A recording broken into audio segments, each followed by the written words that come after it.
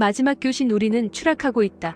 마이너스 멕시코 전세기 참사 정밀 분석. 여러분, 조종사가 관제탑에 남긴 마지막 한마디가 무엇이었는지 아십니까? 메이데이도 헬프도 아니었습니다. 그는 아주 짧고 처절하게 이렇게 말했습니다. We are going down. 우리는 추락하고 있다. 보통의 사고라면 회항하겠다. 엔진에 문제가 있다는 식의 상황 설명이 먼저 나옵니다. 하지만 추락하고 있다는 단정적인 외침. 이건 조종사가 기체를 통제할 수 있는 모든 수단을 잃어버렸다는 아주 끔찍한 신호죠. 오늘 우리는 멕시코 톨루카 공항 인근에서 발생한 비극적인 전세기 추락 사고를 분석해 보려 합니다. 단순한 사고가 아닙니다. 항공 전문가들이 주목하는 건 이 비행기가 떨어지기 직전 보여준 기이한 움직임과 치명적인 타이밍입니다. 도대체 그날 6000피트 상공에서 무슨 일이 있었던 걸까요? 지금부터 블랙박스를 열어보듯 하나하나 뜯어보겠습니다. 죽음의 선전포고 We are going down. 먼저 사고 당시의 상황을 재구성해 볼까요? 사고기는 이륙 직후 혹은 착륙 접근 중에 문제가 생긴 게 아닙니다. 바로 공항 인근 상공에서 갑작스럽게 통제 불능 상태에 빠졌습니다. 보통 비행기 사고는 조종사가 문제를 인지하고 체크리스트를 꺼내고 관제소와 해결책을 논의하는 골든타임이 존재하기 마련입니다.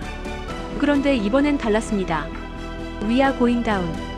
이 한마디가 뜻하는 바는 명확해요. 회복 불가능. 즉, 조종관을 아무리 당겨도 비행기가 말을 듣지 않는다는 겁니다. 전문가들은 이 교신 내용을 보고 조종 미숙의 가능성을 배제하고 있습니다. 왜냐고요? 실수라면 당황해서 하거나 상황을 파악하려고 질문을 던집니다. 하지만 추락 중이다라고 선언하는 건 조종사가 이미 기체의 기계적 결함을 100% 확신했다는 뜻이거든요. 그것도 인간의 힘으로는 도저히 거스를 수 없는 거대한 물리적 힘이 작용했다는 증거입니다. 세스나 사이테이션 III, 날렵하지만 위험한 녀석. 자, 그럼 사고 기종을 한번 살펴볼까요? 이번에 추락한 비행기는 세스나 사이테이션 3세스너 사이테이션 III입니다.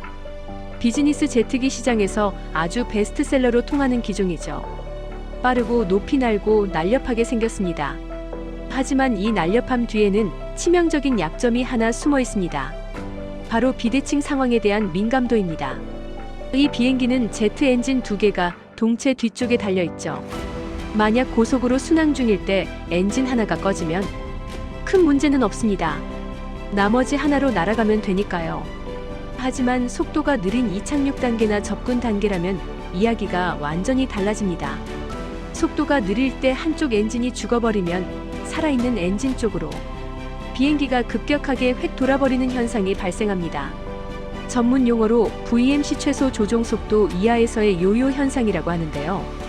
쉽게 말해 한쪽 노만 저어서 배가 제자리에서 뱅글뱅글 도는 것과 같습니다. 문제는 이게 물 위의 배가 아니라 하늘에 떠 있는 비행기라는 거죠. 이렇게 되면 날개 한쪽이 수직으로 서면서 그대로 땅으로 곤두박질 치게 됩니다. 엔진은 멈추지 않아도 균형은 무너진다. 여기서 가장 유력한 시나리오가 등장합니다. 바로 비대칭 출력 에이서메트릭 스러스트입니다. 많은 분들이 엔진이 꺼져서 추락했다고 생각하시지만 사실 엔진이 꺼지는 것보다 더 무서운 게 있습니다. 한쪽은 100% 출력을 내는데 다른 한쪽이 갑자기 30%로 뚝 떨어지거나 멈추는 상황이죠. 사고 당시 목격자들의 진술과 영상을 종합해보면 기체는 비정상적인 자세로 급강하했습니다. 조종사는 살기 위해 러더 방향타를 젖먹던 힘까지 다해 밟았을 겁니다. 하지만 적어도 저속 상태에서 발생한 급격한 출력, 불균형은 인간의 근력이나 반사신경으로 이겨낼 수 있는 수준이 아닙니다. We are going down이라는 마지막 말은 아마도 비행기가 한쪽으로 뒤집히기 시작했을 때 조종사가 느꼈던 절망적인 중력 가속도지 마이너스 포스 속에서 튀어나온 말이 아니었을까요? 엔진은 멈추지 않았을지 모릅니다. 단지 균형을 잃었을 뿐이죠. 그리고 항공기에서 균형을 잃는다는 건 곧 죽음을 의미합니다. 하필이면 그곳 하얗고 위로 떨어지다. 그런데 이번 사고 추락 지점을 보면 정말 등골이 서늘해집니다. 비행기가 떨어진 곳이 톨루카 공항 활주로가 아닙니다. 바로 공항 인근의 창고지대였는데 그 주변에 무엇이 있었는지 아십니까? 바로 연료 저장 시설과 가스 저장고가 인접해 있었습니다. 현장 사진을 보면 검은 연기가 하늘을 뒤덮고 있죠. 항공기 자체의 연료도 엄청나지만 만약 기체가 지상에 있는 연료시설을 직접 타격했다면 이건 단순한 추락 사고가 아니라 톨루카 지역 전체를 뒤흔드는 대형 폭발 참사로 이어질 뻔했습니다. 불행 중 다행이라고 해야 할까요? 추락한 창고는 사고 당시 근로자들이 쉬는 날이라 비어 있었습니다. 만약 평일 근무 시간이었다면 사망자는 탑승객 3명에서 그치지 않고 수백 명으로 늘어났을 수도 있습니다. 단 몇십 미터, 단 몇 분의 차이가 그나마 최악의 참사를 막은 셈입니다. 일가족의 비극, 그리고 전 세기의 그림자. 이번 사고가 더 가슴 아픈 건 탑승객 전원이 일가족이었다는 점입니다. 할머니, 어머니, 그리고 어린아이까지.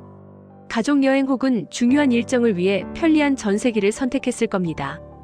여기서 우리는 전세기 차터 플라이트의 구조적 위험성을 짚고 넘어가야 합니다. 대형 항공사 코리언 에어나 델타 같은 수백 명의 정비사가 24시간 비행기를 감시하고 표준화된 매뉴얼로 움직입니다. 하지만 소형 전세기는 다릅니다. 물론 안전 기준을 지키지만 정비의 주기나 감독의 강도가 대형사만큼 촘촘하기 어려운 게 현실이죠. 특히 VIP를 모시는 비행일수록 조금 무리해서라도 가자는 압박이 작용할 때가 있습니다. 이번 사고가 그렇다는 건 아니지만 통계적으로 볼 때 소형 전세기 사고율이 전기편보다 높은 건 부인할 수 없는 사실입니다. 가족끼리 오붓하게 이동하려던 그 선택이 결과적으로는 가족 전원의 생명을 앗아가는 비극이 되고 말았습니다. 대통령은 왜 단정하지 않았을까? 사고 직후 멕시코의 셰인바움 대통령이 입을 열었습니다. 그런데 발언이 묘하게 신중합니다. 기술적 결함 가설은 있으나 아직 단정할 수는 없다. 보통 테러나 조종사 과실이 명백하면 수사 당국이 뉘앙스를 풍기기 마련입니다. 하지만 대통령이 직접 나서서 기술적 결함을 언급하되 단정하지 않겠다고 한 것은 역설적으로 기계적 결함 쪽으로 무게가 실리고 있다는 뜻으로 해석됩니다. 지금 멕시코 항공 당국은 기체의 정비 이력, 특히 엔진 관련 기록을 이잡듯이 뒤지고 있을 겁니다. 최근에 엔진 수리를 한 적은 없는지, 부품 교체 시기를 놓치지는 않았는지 말이죠. 이 사고의 원인은 조종석에 앉은 사람의 실수가 아니라 비행기 깊숙한 곳, 엔진실 어딘가에 숨어 있을 가능성이 매우 높습니다. 하늘은 실수를 용납하지 않는다. 오늘 우리가 살펴본 멕시코 전세기 추락 사고. 어떤 분들은 운이 나빴다고 말할지도 모릅니다. 하지만 항공 전문가들의 시각은 다릅니다. 이것은 운의 문제가 아니라 저고도에서 발생한 기계적 결함과 이를 회복할 수 없었던 물리적 시간의 부족이 만들어낸 필연적 결과였습니다. We are going down. 그 마지막 교신이 우리에게 남긴 메시지는 분명합니다. 하늘 위에서 설마 하는 순간은 이미 늦었다는 것. 그리고 안전은 타협할 수 있는 대상이 아니라는 사실입니다. 이번 사고로 희생된 일가족과 조종사의 명복을 빕니다. 원인이 명백히 밝혀져서 다시는 이런 비극이 반복되지 않기를 바랄 뿐입니다. 실제 사연을 재각색해서 제작하였습니다. 오늘 분석은 여기까지입니다. 여러분의 생각은 어떠신가요? 댓글로 의견 남겨주세요. 영상이 즐거우셨다면 좋아요와 구독하기 버튼 꾹 눌러주세요. 제작에 큰 힘이 됩니다. 감사합니다.